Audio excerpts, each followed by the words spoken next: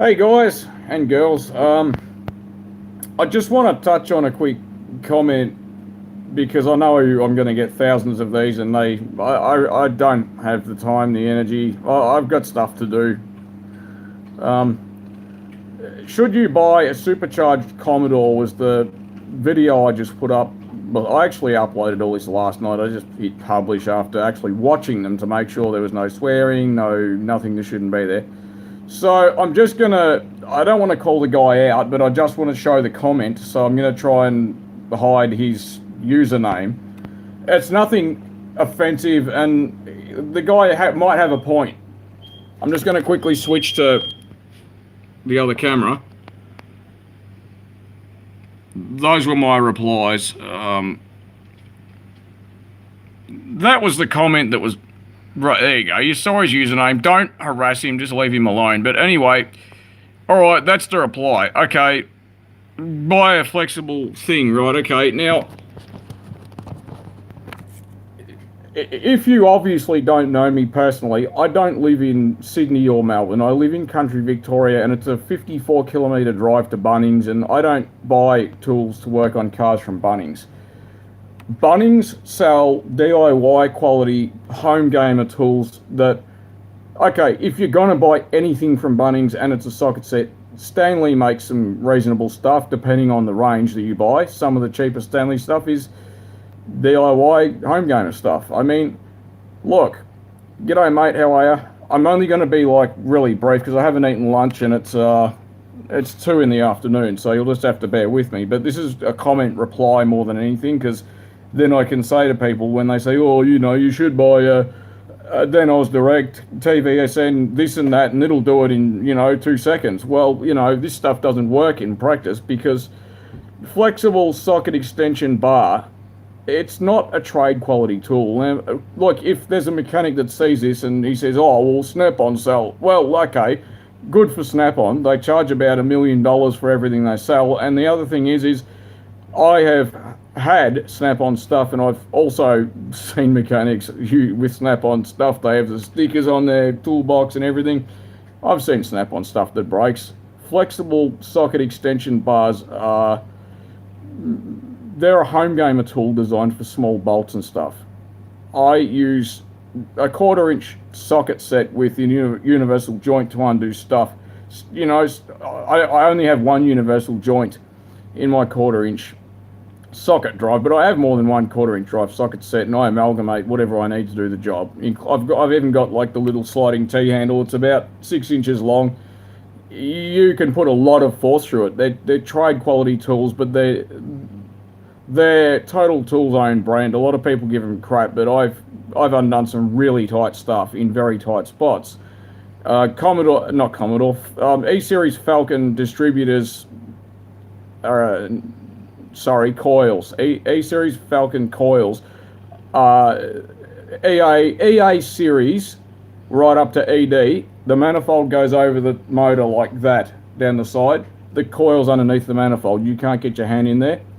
And this socket set, the 1/4-inch drive, is bloody absolutely invaluable for doing that. Even to do the manifold, to get one of those off, you can do it with a 3/8 socket drive set, but you really need the 1/4-inch. If you haven't got 1/4-inch, go to a tool supply place, not Bunnings or TVSN or whatever, because they just sell crap. I mean, sockets that get, okay, everyone would have seen or heard of those sockets you can buy for rounded off bolt heads that have the little, if you turn them over and look at the actual face or inside of the socket, they've got dozens of little round rod things that are spring loaded. Just look, keep it in your toolbox to say you've got one, but don't tell mechanics to buy one if they have a rounded off bolt. They'll laugh at you, because look, maybe some mechanics have them, but look, I don't round off bolts.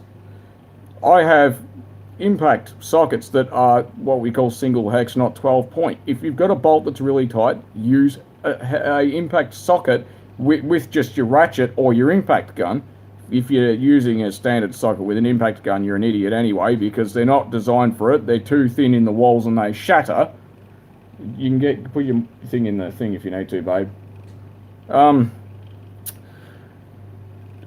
if you've got a really tight bolt that you round off, what are you going to do with your little socket thing that undoes the stripped bolt heads? Like, you're not going to put that in a rattle gun. It'll shatter. The thing will fall to bits.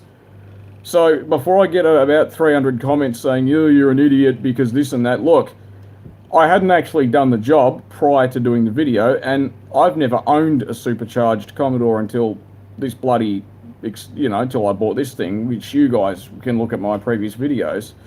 So I hadn't actually done the thermostat. I had it sitting in the glove box with the, this is a naked one, the U-bend pipe and the hose clamps. I don't know where they went. I had to buy more, unfortunately. I had them sitting in the glove box because it was such a stupid place for a thermostat to be. Now, the thermostat housing is there because in the United States, those engines go into front-wheel drive cars. Now, look, correct, I'm not an American. I don't know what else they put them in. Maybe they had rear drive versions with a different manifold with the thermostat up the front. I don't know. No idea.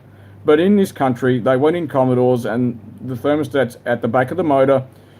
And also, we have a bend on the back of the supercharger like that to get the throttle body away from the firewall. In the States, you wouldn't need that. You'd have probably a straight-out bend. Not a bend, a straight-out piece. I don't know.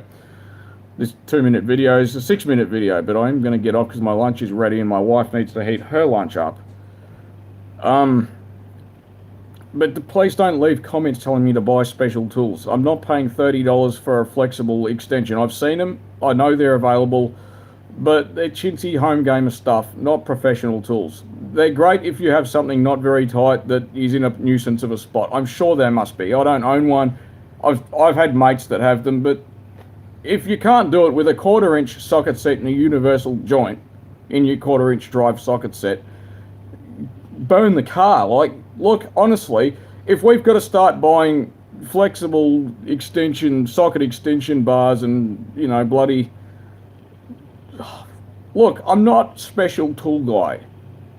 The special tools that you need to work on mid-90s Falcons and Commodores, usually the book itself, the factory workshop manual, not the aftermarket workshop manual, tells you how to make the special tool. Like the fuel pump locking ring in the Fords. The fuel pump, if you don't know, in an ED Falcon, EL Falcon kind of thing, they mount in from inside the boot. You take the boot carpet out, a plate has a ring of screws, have a hose clamp, you've got to have a 1/4-inch drive socket set to undo because you can't get a screwdriver in there. If you undo it's a big hose clamp that locks it in place so it can't undo itself.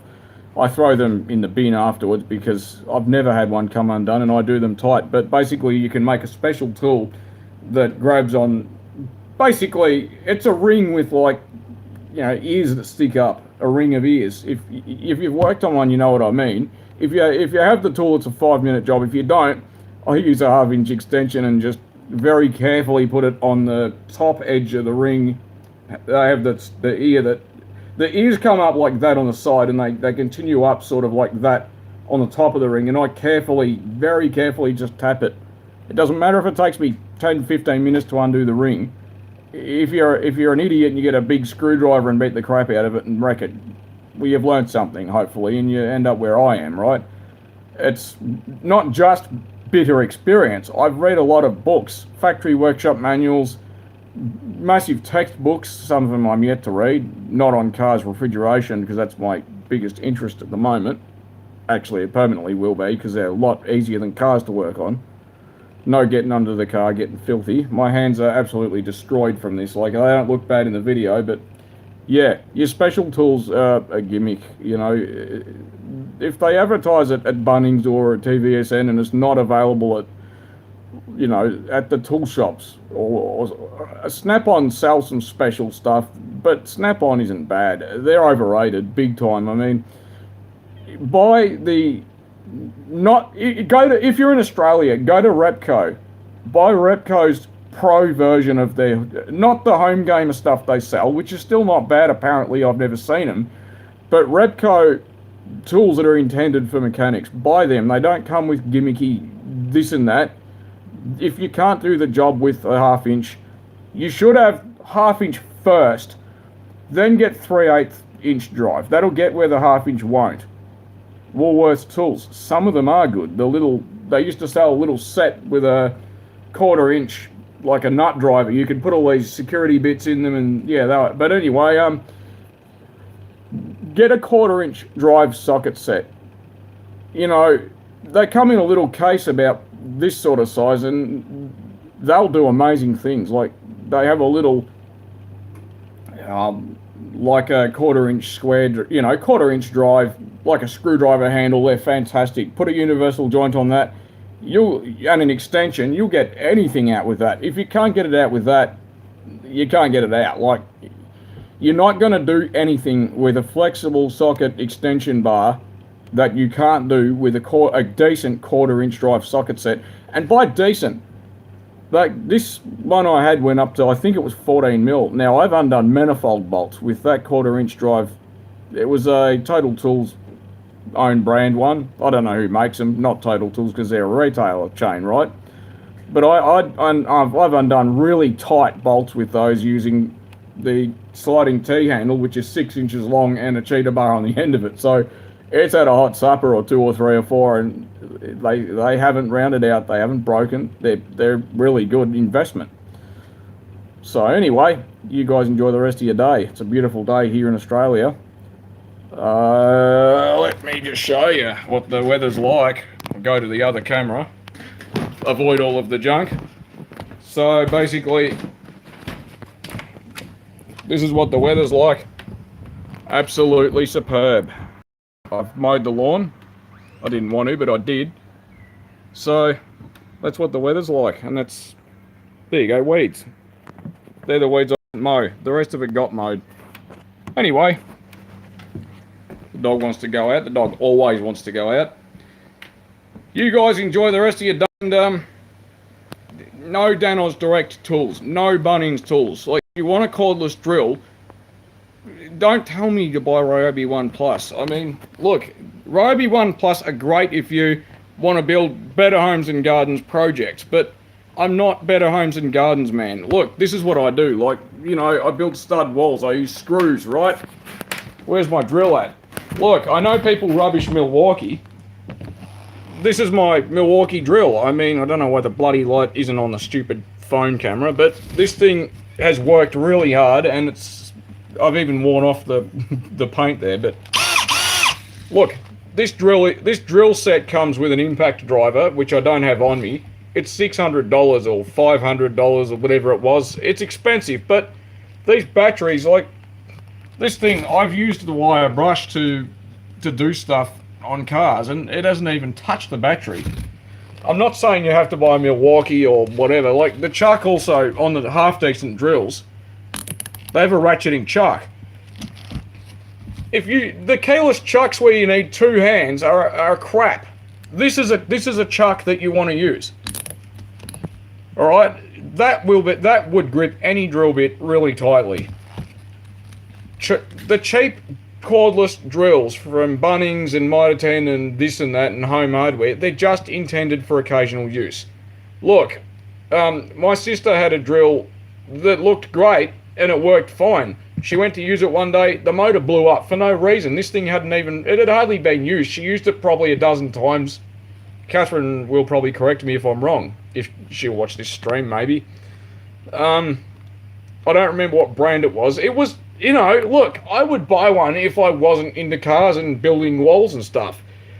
But it didn't last, even though it didn't get used. The battery wasn't the failure on it, the little electric motor in it was. These things are designed to be used by tradesmen. There's a reason why I buy trade tools. I don't buy any home gamer stuff. So get quality stuff, because it'll pay dividends. I got a deep fryer the other day. It's admittedly, this is a made in China deep fryer, but this is, the handle on this thing is iffy. The basket itself isn't bad, but the handle on that's not what I'd call an amazing handle. The basket's alright. You can get the full, this handle sort of assembles. It comes in a box. But you can get ones with fully welded handles. They're commercial, they're not expensive. But if you take the lid and the thing away, like, this is the element setup. It's a 3 kilowatt element. Obviously, I'm not just going to be doing garbage in this, but It's got the overheat protection, which is one of these two. So it's got a file which does the temperature, which is here, and it's got one for overheat that you have to unscrew a little plastic cover and manually push in a thing. I haven't opened it up, but it's got good quality wiring. I can see through. I don't know what this hole's intended for, probably to make sure if water gets in it can get out. I'm not selling you deep fries, but this was $174. It's actually, you know, stainless steel valve. This is it's a commercial deep fry. You can buy the cheap ones, but they're just rubbish. The plastic cover thing they have on the domestic deep fries has a little clear window that's clear for 3 seconds, and then if you use it twice, it's opaque, and it's not dirty. It's just the plastic's not designed for it. This thing here, this G Ritter, which I actually did videos on, is a commercial item. It's not a domestic item. So my jam is commercial stuff. Alright, thanks for watching.